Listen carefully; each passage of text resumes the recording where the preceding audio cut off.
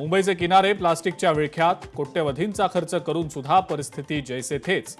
जुहू चौपाटीवरील विदारक दृश्य लोकशाही मराठीवर.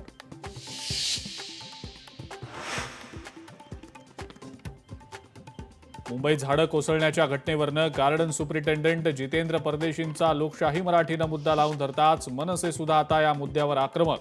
गार्डन सुपरिटेंडंट परदेशी नुसते बसून राज्याला बदनाम करणाऱ्या अशा अधिकाऱ्यांना सरळ करा, मनसेच्या संदीप देशपांडेंची मागणी.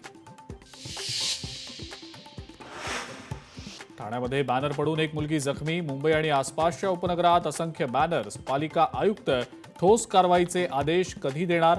बॅनर कोसळून बळी गेल्यावर मनपाला जाग येणार का? लोकशाही मराठीचे सवाल.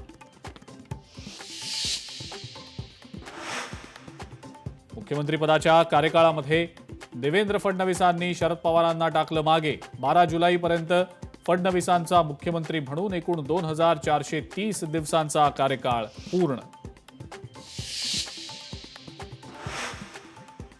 हिंदूंनी जागं राहिलं पाहिजे, उद्धव ठाकरेंची साद. तर उद्धव ठाकरेंची उलेमा बचाव टोळी. नरेश मस्केंचा हल्ला बोल. हिंदुत्वावर आरोप करणं चुकीचं. दीपक केसरकरांचीही ठाकरेंवर टीका.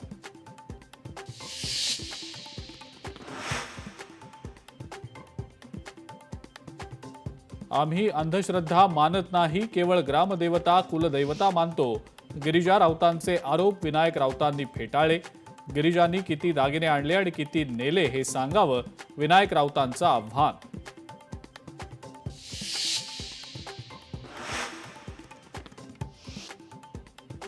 लाडकी बहीण योजनेतून 92 लाख महिलांची नावं बाद.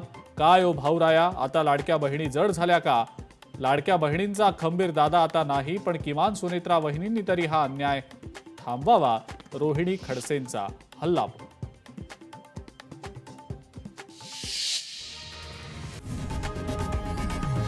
लोकशाही मराठी ऐका, पहा, जागरूक रहा.